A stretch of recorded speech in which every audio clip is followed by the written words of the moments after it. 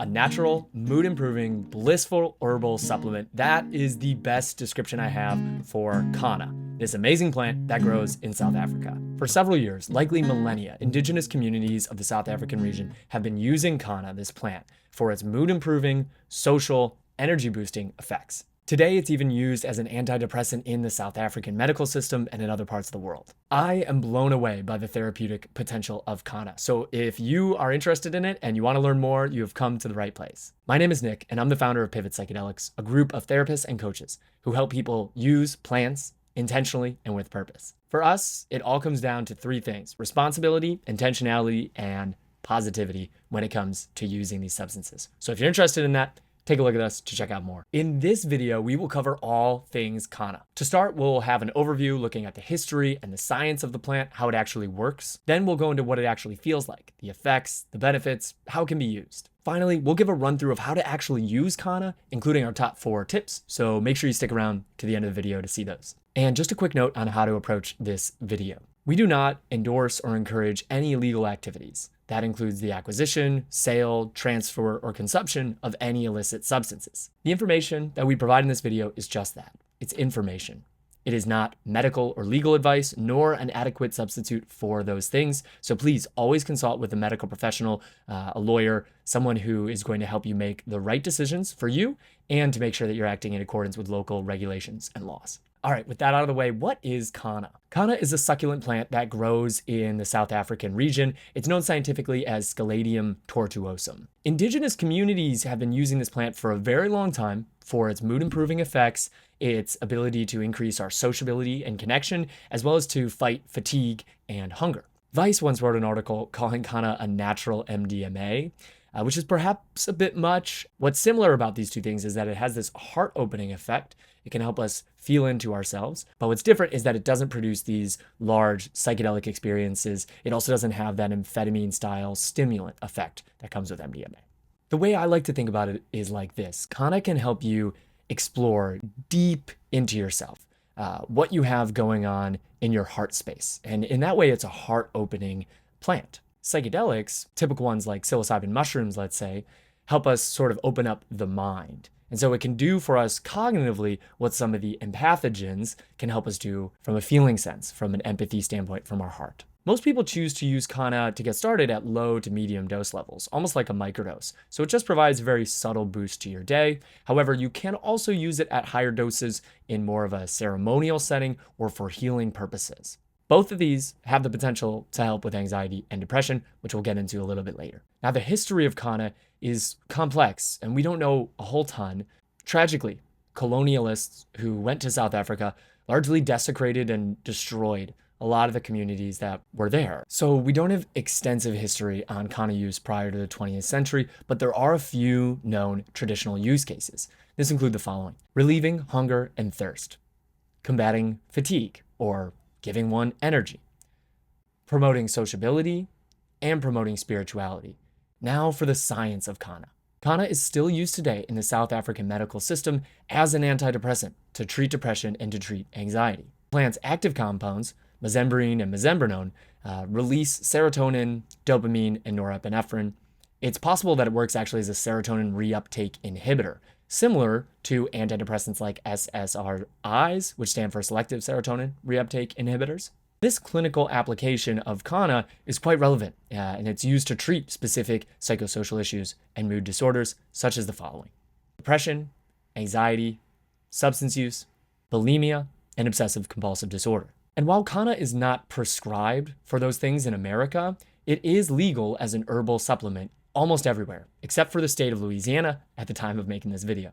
So what exactly are the primary effects? What does it actually feel like to take Kanna? Well, in a randomized, double-blind, placebo-controlled trial, where one group got Kanna, the other group got a placebo, the experimental group, the group that got Kanna, reported the following effects: positive improvements in well-being overall, improved sleep, less stress or less perceived stress, fewer adverse events compared to the placebo group, including fewer headaches, stomach aches, those types of things. Now, these are amazing findings from that study, but the research findings don't stop there. There are other studies that suggest the following: Kanna can give one a sense of relief, a sense of calm, improved mood and improved energy, increased sense of social connection, increased sense of spirituality, and clinical reductions in anxiety and depression. Kanna produces these wide-ranging positive effects. There's even more interesting facets of Kanna that make it a really unique plant. So first up, Kanna is quite manageable. What do we mean by that? Well, individuals can use Kanna for the specific intentions that they have, and it's very easy to sort of customize how you want the plant to support you. Like all substances, it also depends on the setting that you take this, or sort of the activities that you're up to when you do this. For example, you can use it socially, you can use it as a mindfulness tool, or you can use it for energy, something for like work or productivity. One underlying thing here is that Kanna produces this sort of euphoria, but it's never really overwhelming. Kanna is really dose dependent. With a lower dose, you get a different effect than if you have a higher dose. At low doses, you feel that bliss, that calmness, that positivity. And then at higher doses, you can feel more of that heart warmth, that heart opening, but from a secure spot to potentially dive deep, process emotions. One great thing about Kanna, it's pretty easy to experiment and it's incredibly safe, which is our point number 2. The relatively subtle effects of Kanna allow people to sort of enjoy the subtle high or the buzz that it gives while staying safe. In fact, if you tried to chase it and you just kept taking more and more, you would probably just get a headache or a stomach ache. There are 0 documented cases of toxicity or overdose with Kanna at the time of making this video. However, people who are taking antidepressants or MAOIs should be very, very careful, consult with a medical professional before making a decision to take Kanna. Basically, these things might be interacting in a negative way when it comes to our serotonin levels. So be sure you consult with a medical professional if you are on one of those medications. All right, a third reason why people really like Kanna is that it is legal in most parts of the US.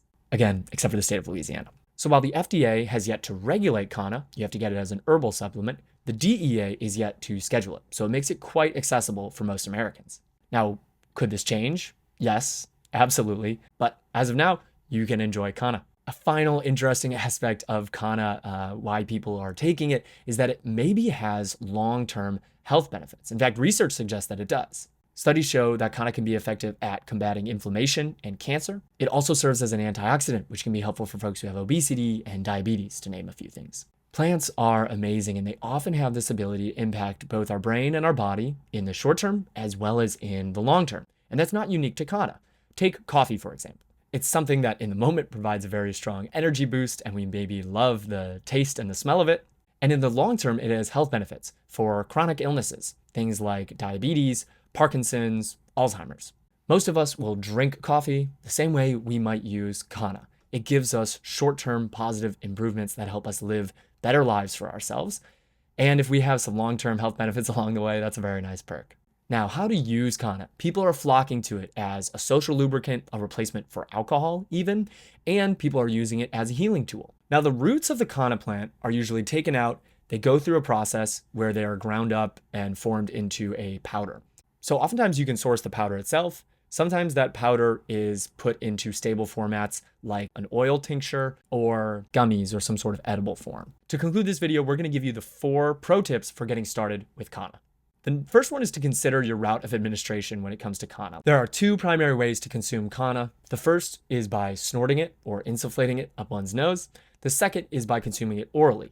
You can either swallow it directly, or you can hold it under the tongue, swish it around in the front of your mouth, and then swallow, or you can spit that out. These different methods, these different routes of administration, have different effects, slightly. If you insufflate it through your nose, it's likely to onset a lot quicker, usually within about 5 to 15 minutes, whereas if you consume it orally, the onset's usually around 20 to 30 minutes. These methods also require different dose levels to receive desired effects. What I mean by that is that if you use it intranasally, you need a lot less because there's more widely available, whereas if you consume it orally, you typically need a higher dose to achieve the same desired effects. The number 2 tip is to eat some food. If you have Kanna and you haven't had anything to eat all day, or if in general you just have an empty stomach, you might end up having a little bit of a headache or a stomach ache.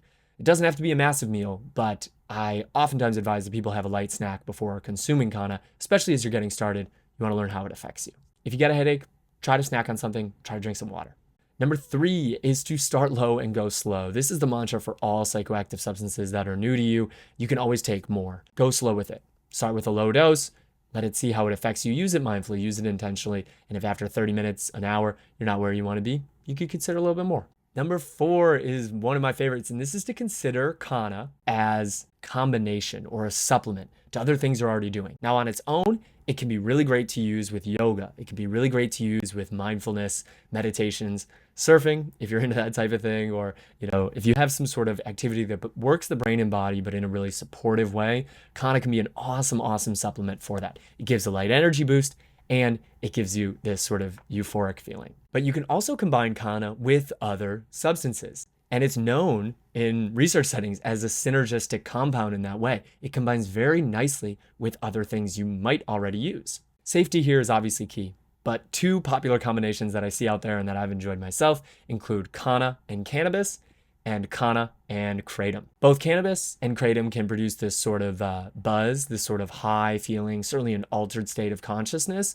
And Kanna can be really nice because it kind of softens the experience. So what otherwise might be anxiety provoking or just a little uneasy, Kanna sort of grounds us, helps us feel content in the moment when combined with these other things. All right, and that concludes our 4 tips. Whether you are looking to use Kanna for anxiety or depression, or you're just looking for a light mood improver for your day-to-day life, Kanna might be the plant for you. Feel free to reach out if you have any questions about Kanna. We here at Pivot have put on Kanna meditations, and we support people who are looking to journey intentionally using Kanna. All right, thank you for being here. We wish you the very best if you decide to give Kanna a go.